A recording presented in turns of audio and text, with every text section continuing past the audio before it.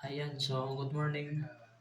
Ngayon na mayroon naman po tayong nire-repair na automa water heater. So same cost po ito nung ginawa natin last week o last 2 days. Same brand din po nung nire-repair natin. Ayan. So ang cost po nito total no power. So check natin ang kanyang electrical power supply. Meron naman siya, no? Tapos dito, chinik din natin ang kanyang circuit breaker. Ito yung main niya, circuit breaker. 10 amperes lang po ito. So, mayroon naman din po siya. Ang problema, pagka binuksan natin yung kanyang knob, power on, hindi nagpapangsyon. Walang functionin ang ilaw dito.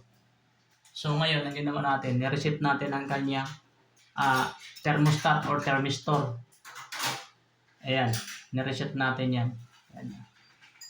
Kita mo, yan. May powering, hindi natin masyado yan. Yan, yung kulay black sa gitna. Na-reset natin yan. So ngayon, check natin kung magkakaroon siya ng power supply or iinit ang kanyang out ng kanyang water heater. So ito po yung shower head. Dito yung shower din po ito. So, ibabalik ko lang ang cover. Tapos check natin ulit. Ayan, so naibalik na natin ang cover, no? Try na tayo restart kung iinit na yung out ng ating water heater dito.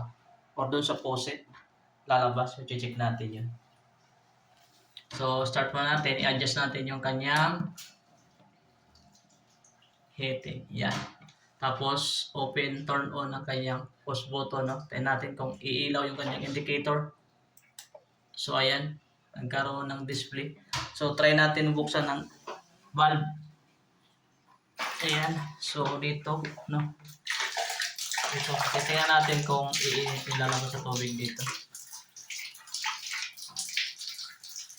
So, hintay lang tayo. Ilang minutes. Kasi yung heater nito, magpupundo pa yan ng tubig bago maglabas siya ng out papunta dito sa ating faucet yun. So, ibig sabihin, pag umilaw nitong ating display light, 100% na ang out ng ating water heater, mainit ang ilalabas yan. So, check natin. Ayan. Kakaroon na nga. So, kung gusto mong mas mainit pa, pwede naman natin isagat o i-adjust pa to. Ayan. Ayan, so mainit na. Pa-check na lang natin kay Sir, no? So, ayan. So, ayan, okay na. Mainit na, no? Hanggang dito lang ulit ang aking video. Ayan. Salamat.